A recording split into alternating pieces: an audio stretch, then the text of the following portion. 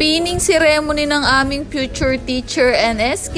Ngayong araw mga mare, pumunta tayo ng Dabsu Apali. Pinning ceremony kasi ng kapatid ko. May work kasi si mama kaya ako na lang yung magsasabit sa kanya. Grabe mga mare, napakabilis talaga ng panahon. Meron na kaming magiging teacher na kapatid. Pangarap ko rin maging teacher noon mga mare, kaso hindi tayo pinalad, hindi tayo nakatapos. Pero nakapag-aral naman ako ng first sem. Kaya sabi ko noon sa kapatid ko, mag-teacher na lang siya. Hindi man natupad yung pangarap ko noon, at least yung kapatid ko, yung pangarap ko, tinupad niya. Super proud ako dito sa kapatid ko kasi napakagaling niyang mag-aral. Sabi nga niya, mahirap daw mag-aral ng teacher. Pero kinaya niya, dinlister pa nga yung kapatid ko. Wala naman talagang madali sa una, di ba mga mare? Lahat yan pinag-aaralan, lahat yan pinagtsatsagaan. Sipagan lang at mag-aral ka ng mabuti. Kung sipag lang talagang pag-uusapan, mga mare, talagang ilalaban ko yung mga kapatid ko. Lahat talaga sila masisipag mga mare. Itong aming future teacher, alam nyo ba mga mare, baon lang yung binibigay ko sa kanya.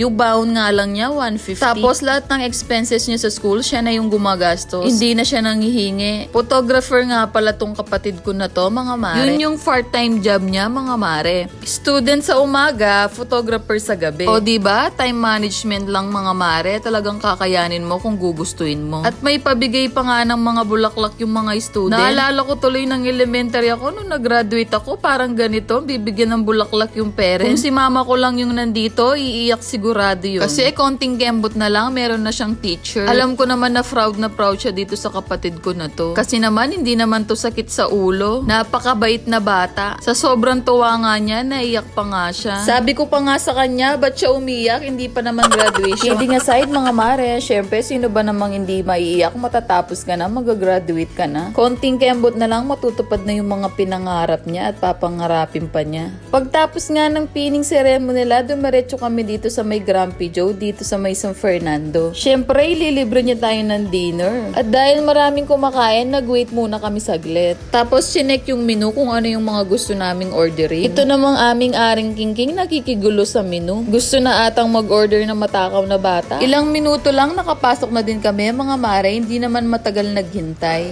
Eto nga pala yung menu nila dito mga mare. Kasama nga pala namin si Cheska, best friend ng kapatid ko. Inupo na nga namin si aring kingking sa high chair mga mare, nakakaupo na nga pala sa high chair yung baby ko. Grabe, napakabilis ng panahon no mga mare, dati hawak-hawak ko lang siya, ngayon nakakaupo na siya. Napakadami na rin alam ng baby ko yan at napakalikot na rin mga mare. Dumating na rin yung mga order namin. Look mga mare, ang sasarap, napakasarap talaga ng pagkain dito sa may Grumpy Joe. Syempre, bago ang lahat, kakain muna yung aming aring kingking. Manggugulo to pag hindi mo binigyan ng pagkain. Napakatakaw nitong batang to mga mare, kaya tignan nyo naman ang taba-taba. Marunong na yung maghagaw ng pagkain. At syempre, kakain din kami mga mare. Kainan na.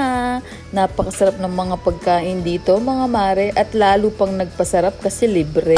Thank you sa masarap na libre, SK. Sana marami pang susunod. Hanggang dito na lang mga mare. Thank you for watching. Bye!